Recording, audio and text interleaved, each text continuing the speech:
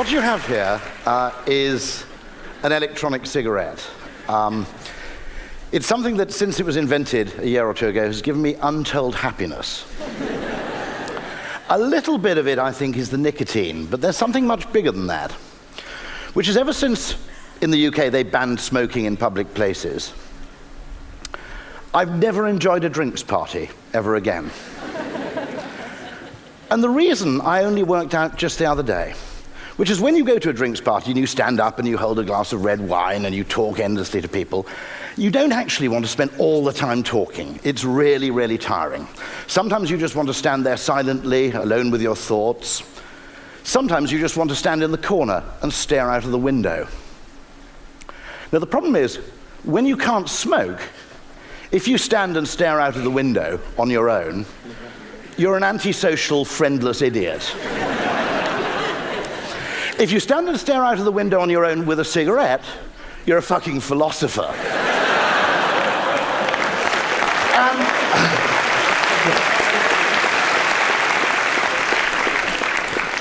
So the power of reframing things cannot be overstated.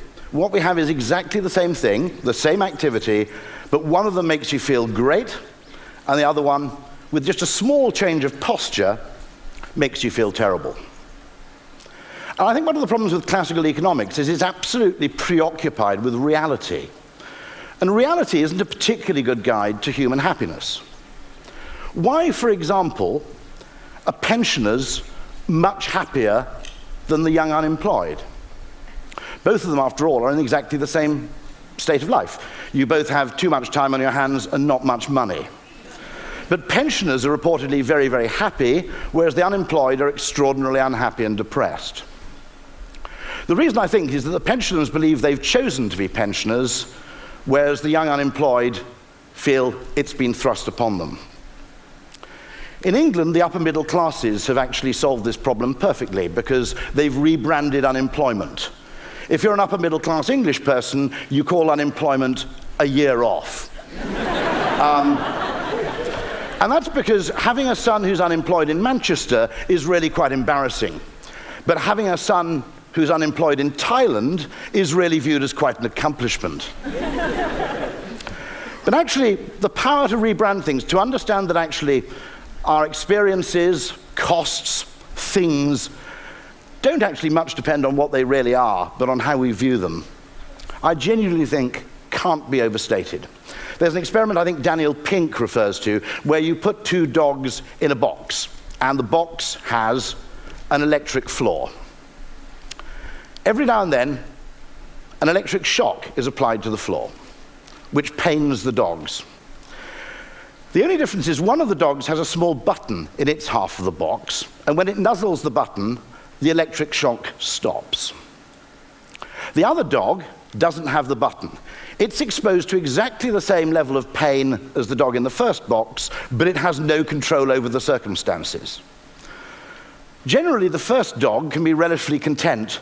The second dog lapses into complete depression. The circumstances of our lives may actually matter less to our happiness than the sense of control we feel over our lives. It's an interesting question. We asked the question, the whole debate in the Western world is about the level of taxation. But I think there's another debate to be asked, which is the level of control we have over our tax money. That what costs us £10 in one context can be a curse. What costs us £10 in a different context, we may actually welcome. Pay £20,000 in tax towards health, and you're merely feeling a mug. Pay £20,000 to endow a hospital ward, and you're called a philanthropist. I'm probably in the wrong country to talk about willingness to pay tax. I'll give you one in return. How you frame things really matters. Do you call it the bailout of Greece or the bailout of a load of stupid banks which lent to Greece? Because they are actually the same thing. What you call them actually affects how you react to them, viscerally and morally. I think psychological value is great, to be absolutely honest. One of my great friends a professor called Nick Chater, who is the professor of decision sciences in London, believes that we should spend far less time looking into humanity's hidden depths and spend much more time exploring the hidden shallows. I think that's true, actually. I think impressions have an insane effect on what we think and what we do. But what we don't have is a really good model of human psychology, at least pre-Kahneman, perhaps. We didn't have a really good model of human psychology to put alongside models of engineering, of neoclassical economics. So people who believed in psychological solutions didn't have a model. We didn't have a framework. This is what Warren Buffett's business partner, Charlie Munger, calls a lattice work on which to hang your ideas. Engineers, economists, classical economists, all had a very, very robust existing lattice work on which practically every idea could be hung. We merely had a collection of random individual insights without an overall model. And what that means is that in looking at solutions, we've probably given too much priority to what I'd call technical engineering solutions, Newtonian solutions, and not nearly enough to the psychological ones. You know my example of the Eurostar. £6 million spent to reduce the journey time between Paris and London by about 40 minutes. For 0.01% of this money, you could have put Wi-Fi on the trains, which wouldn't have reduced the duration of the journey, but would have improved its enjoyment and its usefulness far more. For maybe 10% of the money, you could have paid all of the world's top male and female supermodels to walk up and down the train, handing out free Chateau Petrus to all the passengers. You'd still have £5 billion in change, and people would ask for the trains to be slowed down. Why were we not given the chance to solve that problem psychologically? I think it's because there's an imbalance, an asymmetry, in the way we treat creative, emotionally driven psychological ideas versus the way we treat rational, numerical, spreadsheet-driven ideas. If you're a creative person, I think quite rightly, you have to share all your ideas for approval with people much more rational than you. You have to go in and you have to have a cost-benefit analysis, a feasibility study, an ROI study, and so forth. And I think that's probably right. But this does not apply the other way around. People who have an existing framework, an economic framework, an engineering framework, feel that actually logic is its own answer. What they don't say is, well, the numbers all seem to add up, but before I present this idea, I'll go and show it to some really crazy people to see if they can come up with something better. And so we artificially, I think, prioritize what I'd call mechanistic ideas over psychological ideas. An example of a great psychological idea, the single best improvement in passenger satisfaction on the London Underground per pound spent came when they didn't add any extra trains nor change the frequency of the trains. They put dot matrix display boards on the platforms. Because the nature of a wait is not just dependent on its numerical quality, its duration, but on the level of uncertainty you experience during that wait. Waiting 7 minutes for a train with a countdown clock is less frustrating and irritating than waiting 4 minutes, knuckle-biting, going, when's this train going to damn well arrive? Here's a beautiful example of a psychological solution deployed in Korea. Red traffic lights have a countdown delay. It's proven to reduce the accident rate in experiments. Why? Because road rage, impatience, and general irritation are massively reduced when you can actually see the time you have to wait. In China, not really understanding the principle behind this, they applied the same principle to green traffic lights. Which isn't a great idea. You're 200 yards away, you realize you've got 5 seconds to go, you floor it. The Koreans very assiduously did test both. The accident rate goes down when you apply this to red traffic lights, it goes up when you apply it to green traffic lights. This is all I'm asking for, really, in human decision-making, is the consideration of these three things. I'm not asking for the complete primacy of one over the other. I'm merely saying that when you solve problems, you should look at all three of these equally, and you should seek as far as possible to find solutions which sit in the sweet spot in the middle. If you actually look at a great business, you'll nearly always see all of these three things coming into play. Really, really successful businesses.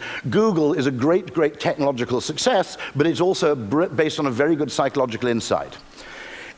People believe something that only does one thing is better at that thing than something that does that thing and something else. It's an innate thing called goal dilution. Ayelet Fishbach has written a paper about this. Everybody else at the time of Google, more or less, was trying to be a portal. Yes, there's a search function, but you also have weather, sports scores, bits of news. Google understood that if you're just a search engine, people assume you're a very, very good search engine. All of you know this, actually, from when you go in to buy a television. And in the shabbier end of the row of flat-screen TVs, you can see, are these rather despised things called combined TV and DVD players. And we have no knowledge whatsoever of the quality of those things, but we look at a combined TV and DVD player and we go, ugh. It's probably a bit of a crap telly and a bit rubbish as a DVD player. So we walk out of the shops with one of each. Google is as much a psychological success as it is a technological one. I propose that we can use psychology to solve problems that we didn't even realize were problems at all. This is my suggestion for getting people to finish their course of antibiotics. Don't give them 24 white pills, give them 18 white pills and 6 blue ones, and tell them to take the white pills first and then take the blue ones. It's called chunking. The likelihood that people will get to the end is much greater when there is a milestone somewhere in the middle. One of the great mistakes, I think, of economics is it fails to understand that what something is, whether it's retirement, unemployment, cost, is a function not only of its amount, but also its meaning. This is a toll crossing in Britain. Quite often, queues happen at the tolls. Sometimes you get very, very severe queues. You could apply the same principle, actually, if you like, to the security lanes in airports. What would happen if you could actually pay twice as much money to cross the bridge, but go through a lane that's an express lane? It's not an unreasonable thing to do, it's an economically efficient thing to do. Time means more to some people than others. If you're trying to get to a job interview, you'd patently pay a couple of pounds more to go through the fast lane. If you're on the way to visit your mother-in-law, you'd probably prefer to stay on the left. The only problem is if you introduce this economically efficient solution, people hate it. Because they think you're deliberately creating delays at the bridge in order to maximize your revenue, and why on earth should I pay to subsidize your incompetence?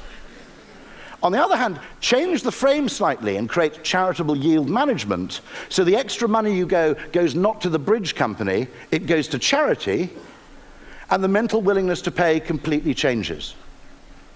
You have a relatively economically efficient solution, but one that actually meets with public approval and even a small degree of affection, rather than being seen as bastardy. So, where economists make the fundamental mistake is they think that money is money. Actually, my pain experienced in paying £5 is not just proportionate to the amount, but where I think that money is going. And I think understanding that could revolutionize tax policy, it could revolutionize the public services, it could actually change things quite significantly. Here's a guy you all need to study. He's an Austrian school economist who was first active in the first half of the 20th century in Vienna. What was interesting about the Austrian school is they actually grew up alongside Freud. And so they're predominantly interested in psychology. They believed that there was a discipline called praxeology, which is a prior discipline to the study of economics. Praxeology is the study of human choice, action, and decision-making. I think they're right. I think the danger we have in today's world is we have the study of economics considers itself to be a prior discipline to the study of human psychology. But as Charlie Munger says, if economics isn't behavioral, I don't know what the hell is. Von Mises, interestingly, believes economics is just a subset of psychology. I think he refers to economics as the study of human praxeology under conditions of scarcity. But von Mises, among many other things, I think uses an analogy which is probably the best justification and explanation for the value of marketing, the value of perceived value, and the fact that we should actually treat it as being absolutely equivalent to any other kind of value. We tend, all of us, even those of us who work in marketing, to think of value in two ways. There's the real value, which is when you make something in a factory or provide a service, and then there's a kind of dubious value, which you create by changing the way people look at things. Von Mises completely rejected this distinction, and he used this following analogy. He said, he referred actually to some strange economists called the French physiocrats. who believed that only true value was what you extracted from the land. So if you were a shepherd or a quarryman or a farmer, you created true value. If, however, you bought some wool from the shepherd and charged a premium for converting it into a hat, you weren't actually creating value, you were exploiting the shepherd. Now, von Mises says that modern economists make exactly the same mistake with regard to advertising and marketing. He says, if you run a restaurant, there is no healthy distinction to be made between the value you create by cooking the food and the value you create by sweeping the floor. One of them creates perhaps the primary product, the thing we think we're paying for. The other one creates a context within which we can enjoy and appreciate that product. And the idea that one of them should actually have priority over the other is fundamentally wrong. Try this quick thought experiment. Imagine a restaurant that serves Michelin-starred food, but actually where the restaurant smells of sewage and there's human feces on the floor. The best thing you can do there to create value is not actually to improve the food still further, it's to get rid of the smell and clean up the floor. And it's vital we understand this. If that seems like a sort of strange, abstruse thing, in the UK, the post office had a 98% success rate at delivering first-class mail the next day. They decided this wasn't good enough, and they wanted to get it up to 99. The effort to do that almost broke the organization. If at the same time you'd gone and asked people what percentage of first-class mail arrives the next day, the average answer would have been 50, or the modal answer would have been 50 to 60%. Now, if your perception's much worse than your reality, what on earth are you doing trying to change the reality? That's like trying to improve the food in a restaurant that stinks. What you need to do is, first of all, tell people that 98% of mail gets there the next day, first-class mail. That's pretty good. I would argue in Britain there's a much better frame of reference, which is to tell people that more first-class mail arrives the next day in the UK than in Germany. Because generally in Britain, if you want to make us happy about something, just tell us we do it better than the Germans.